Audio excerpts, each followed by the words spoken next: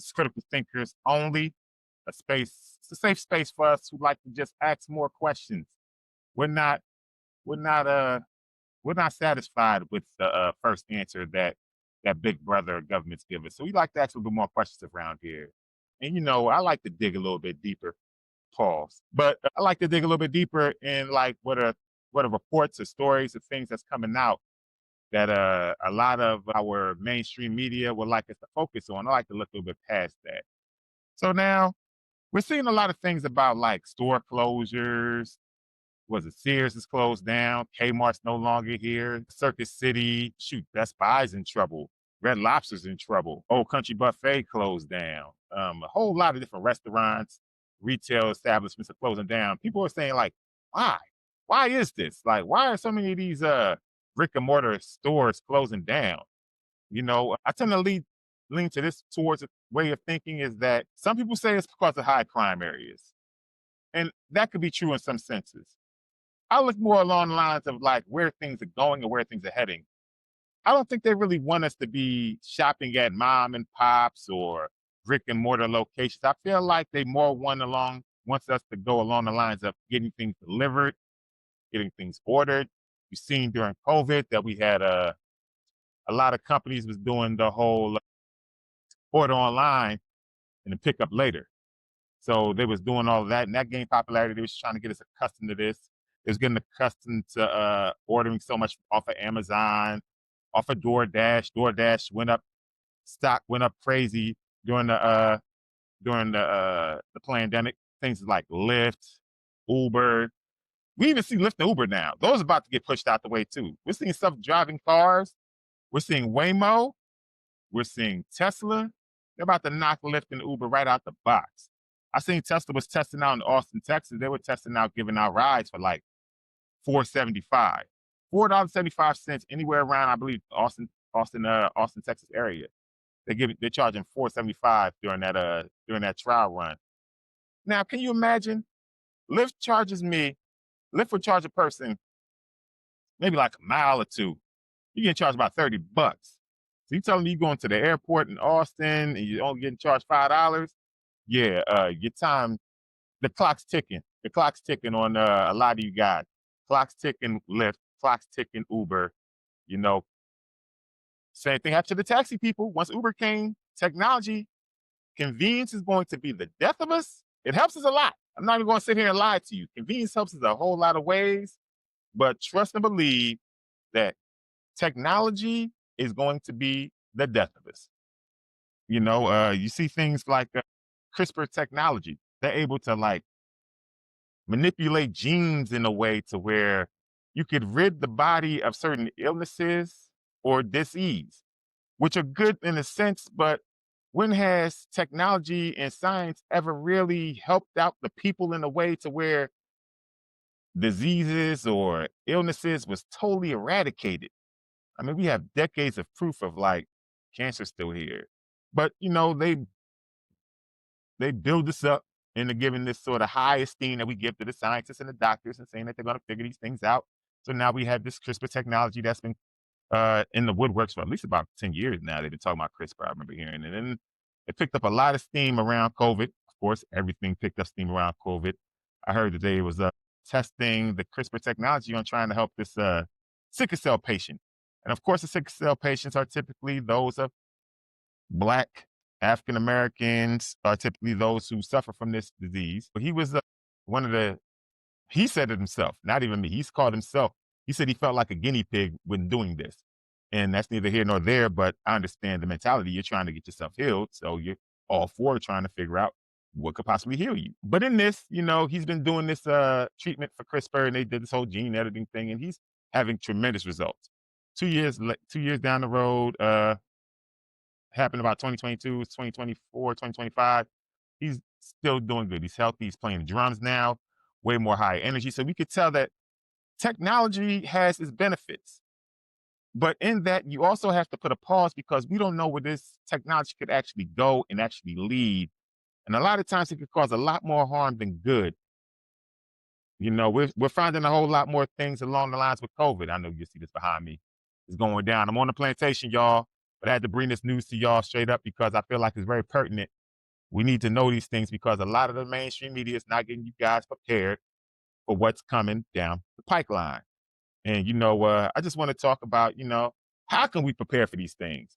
You know, the job numbers was fudged, not even during the Biden administration, during the Trump administration, these numbers is fugazi. And, the chicks that come home to roost, you know what I mean? So people are like, what's going on? Gas is going up exponentially higher than every day. Daily, you come by the gas, you drive by the gas station, and the gas is at least anywhere from 5 to 10 cents higher than what it was the previous day. It's getting insane out here in these streets. I don't know how a lot of people are dealing. Actually, a lot of people aren't dealing. I see a lot of people who just gave up. But for those of us critical thinkers out here who don't want to give up, who feel like there's a little bit more orange juice to get squeezed out of that orange, a little bit more lemon to get squeezed out of lemon. These are the things that you need to keep your eye on. Where are things going? AI. Where are things going? Crypto. Where are things going? Blockchain, Web3. We're transitioning now from the Internet of Information, which is where things were just a couple decades ago. We're now transitioning to an Internet of Value.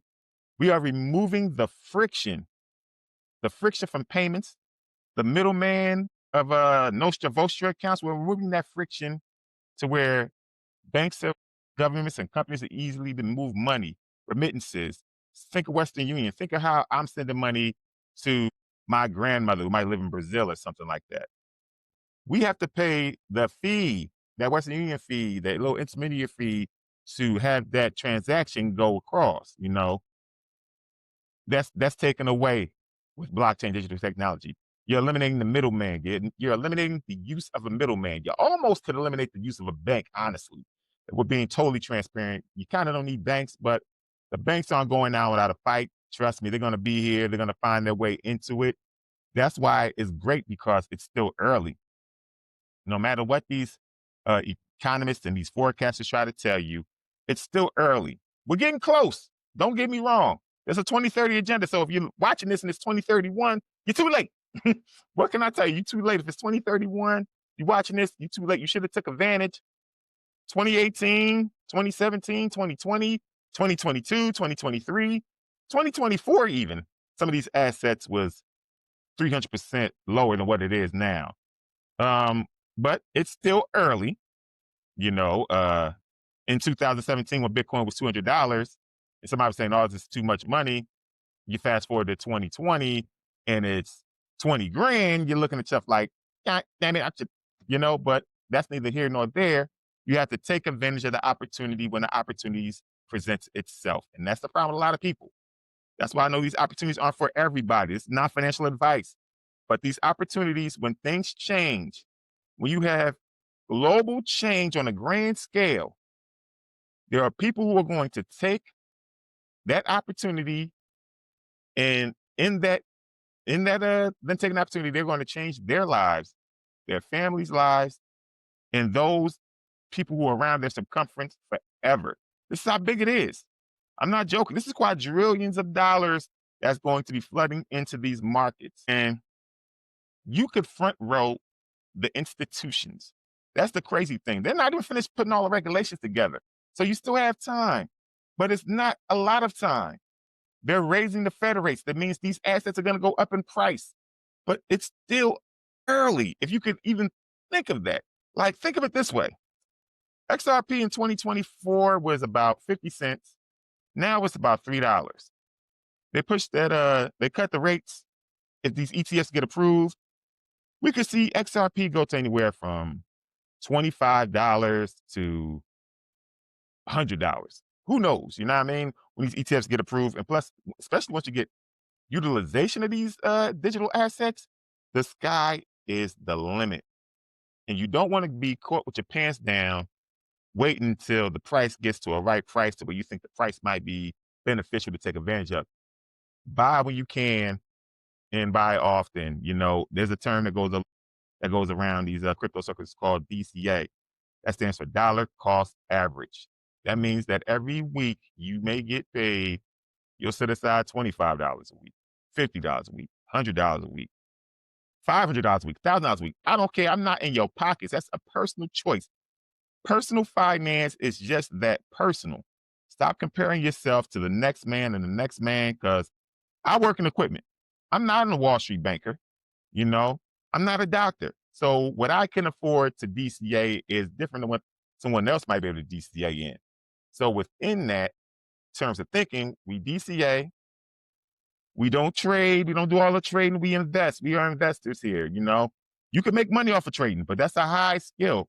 That's a high skill set that a lot of people don't have the mental capacity to do.